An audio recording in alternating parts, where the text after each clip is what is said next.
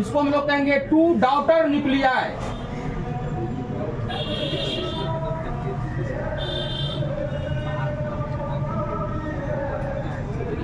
अब देखिए क्या होता है, इस तरह से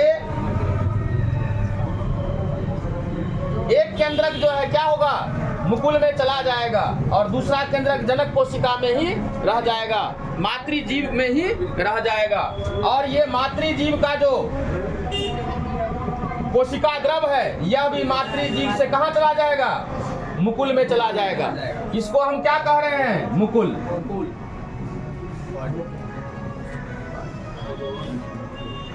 बड, BUD। अब क्या होगा, इस मुकुल में जो है कोशिका भित्ति का निर्माण हो जाएगा। किसका निर्माण हो जाएगा, ये देखिए कोशिका भित्ति। हम शो कर रहे हैं ताकि आप समझिए, जरूरत नहीं था शो करने का, लेकिन शो कर रहे हैं कि मुकुल कब जो है मातृजीव के शरीर से अलग होता है, जब मुकुल में कोशिका भित्ति का निर्माण हो जाता है, जब मुकुल वयस्क हो जाता है, परिपक्व हो जाता है, मैच्योर हो जाता है, तब यह मुकुल जो है मातृजीव या जनक जीव या मातृ कोशिका या जनक कोशिका से अलग हो जाता है। ये क्या बन गया, कोशिका भित्ति।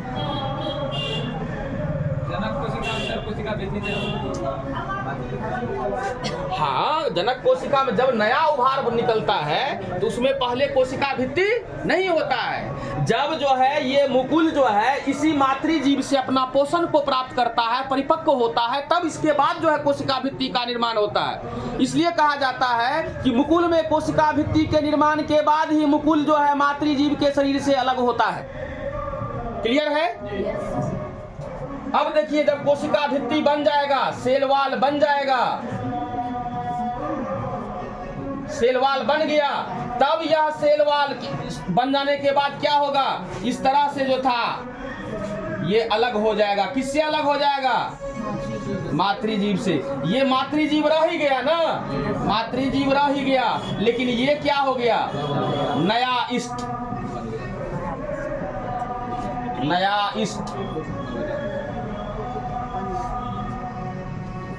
न्यू इस्ट, या इसको न्यू इंडिविजुअल अर्थात नया जीव भी कह सकते हैं, या इसी को क्या कहेंगे, नया जीव। किसका नया जीव होगा, ये इष्ट का। तो आप लोग इस फिगर को जो है ड्रॉ कर लीजिए और नीचे में फिगर में लिखिएगा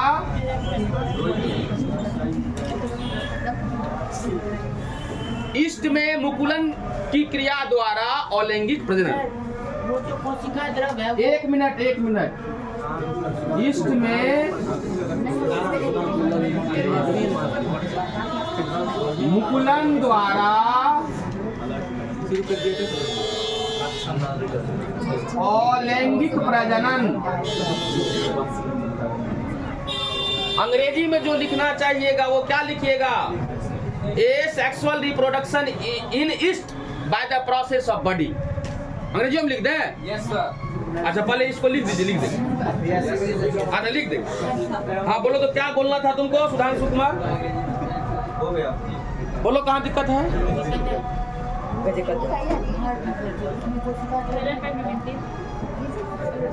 यहाँ हम क्या लिखा है, आपको लिखाई पर ध्यान दीजिए।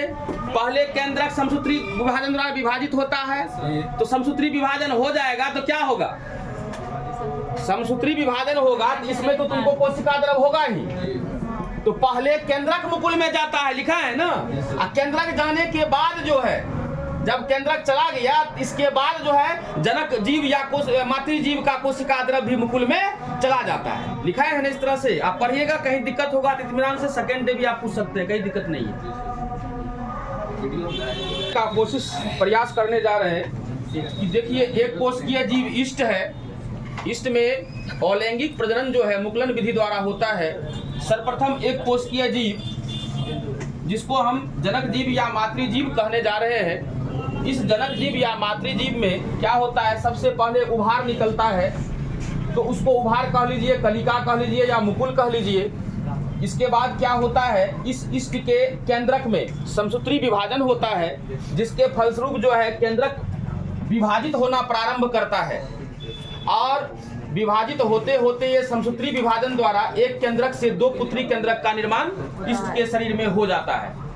जब दो पुत्री केंद्रक का निर्माण हो जाता है तब मुकुल में जो है दोनों पुत्री केंद्रक में से एक पुत्री केंद्रक देखिए मुकुल में चला जाता है। तो एक पुत्री केंद्रक मुकुल में जाने के बाद जनक जीव या मातृ जीव के शरीर का कुछ कोशिका द्रव्य भी मुकुल में चला जाता है।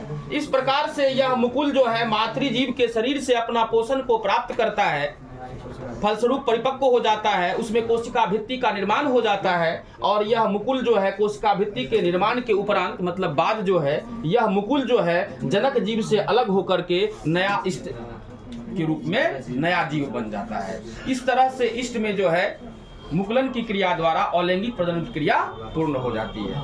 इतना ही लिखाए थे। बताइए इस फिगर को समझ लेने के बाद याद करने की आवश्यकता होगी क्या? नहीं होगी। अपने दिमाग से आप लिख दीजिएगा। थोड़ा जो है लैंग्वेज में डिफरेंस होगा। तो एग्जाम में तो कहता है यथासंबंध विद्यार्थी जो है अपने शब्दों में उत्तर दे, वो अच्छी बात है। लेकिन अगर आप समझ गए हैं तो अपने अनुसार आप उत्तर दे दीजिएगा। कोई दिक्कत है यहाँ तक में? इसको एक बार मिटाइए। हम लोग क्या देखे? डायग्राम मतलब आरेख मतलब चित्र मतलब फिगर की सहायता से हम लोग देखे कि इष्ट में जो है मुकुलन विधि द्वारा अलैंगिक प्रजनन की क्रिया किस प्रकार होती है। अब एक चीज आप लोग को हम आश्चर्यजनक चीज बताने जा रहे हैं, उस पर थोड़ा सा ध्यान दीजिएगा। और क्लास में बात करने से क्या फायदा होगा? कोई फायदा है नहीं। 10 मिनट का क्लास है, इसके बाद बात करते रहिएगा। होता क्या है? अच्छा बताइए, इस तरह का मैंने अभी फिगर बनाया था, इसको मैंने क्या कहा था? इष्ट। इष्ट क्या है? एक कोशिकीय जीव है या नहीं? है। ये पौधा की श्रेणी में आता है कि नहीं? आता है। क्यों आता है? क्योंकि इसमें कोशिका भित्ति का निर्माण होता है और कोशिका भित्ति जो है पौधा का मुख्य लक्षण है, ऐसा मैंने बताया। इसके बाद जो है हमने बताया यह इष्ट जो होता है क्या होता है? कवक होता है। और इसका हिंदी में भी मतलब आप लोग को हम बताए थे खमीर, बताए थे ना, बार बार बता रहे हैं, कभी भी पूछेंगे ऑब्जेक्टिव में हम जो सवाल करेंगे, इसलिए ध्यान पूर्वक समझिए। इष्ट जो है प्रायः जो है कहाँ पाया जाता है? शर्करायुक्त कार्बनिक पदार्थ में पाया जाता है। किण्वन की अभिक्रिया अर्थात इथाइल अल्कोहल का निर्माण जो होता है किसके उपस्थिति में होता है? इष्ट के उपस्थिति में होता है। कोई दिक्कत नहीं यहाँ तक में। अब देखिए यह इष्ट है। होता क्या है कभी कभी इस तरह से हम क्या किए थे, इस तरह से इष्ट में जो हम उभार निकाले थे, इसी को क्या कहे थे? मुकुल। ध्यान दीजिए, इसको क्या कहे थे? मुकुल। और कभी कभी ऐसा होता है इस मुकुल के ऊपर भी मुकुल विकसित हो जाता है। मुकुल निकला और मुकुल के ऊपर भी क्या हुआ? मुकुल विकसित हो जाता है। इसका मतलब जो है कहा कि जब किसी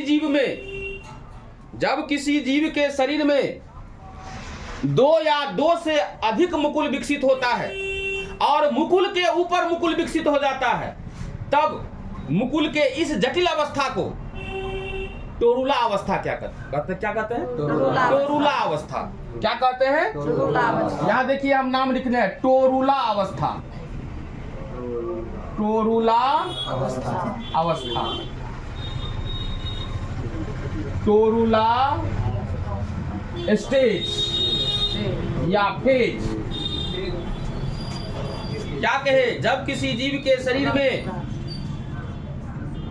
मुकुल का विकास होता है लेकिन दो या दो से अधिक मुकुल का विकास हो जाता है, अब पुनः मुकुल के ऊपर मुकुल का डेवलपमेंट हो जाता है, विकास हो जाता है, तब जो है मुकुल के इस जटिल अवस्था को क्या कहते हैं? टोरूला अवस्था। और इस प्रकार की क्रिया को टोरुलेशन कहते हैं। इस प्रकार की क्रिया को टोरुलेशन कहते हैं। तो आप लोग हेडिंग में लिख लीजिएगा टोरुलेशन। टोरुलेशन सिर्फ अभी हम हेडिंग देके आप लोग को छोड़ रहे हैं, टोरुलेशन, और इसको हम कल लिखाएंगे टोरुलेशन। टोरुलेशन हेडिंग दे करके छोड़ देना है।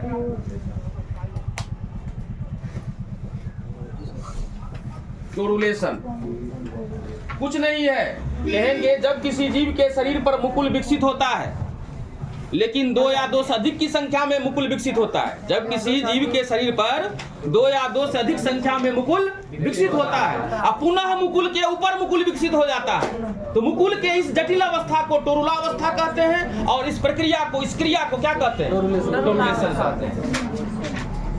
तो सिर्फ जो है आप लोग टोरुलेशन जो है हेडिंग दे दीजिएगा और हमारी 5 मिनट बाद भी सुन लीजिएगा आप लोग। हम पढ़ाए कहीं दिक्कत नहीं है, इस तरह से पढ़ा देंगे तो अभी थोड़ा सा जो है परेशानी है हमारे पास, ठीक है ना।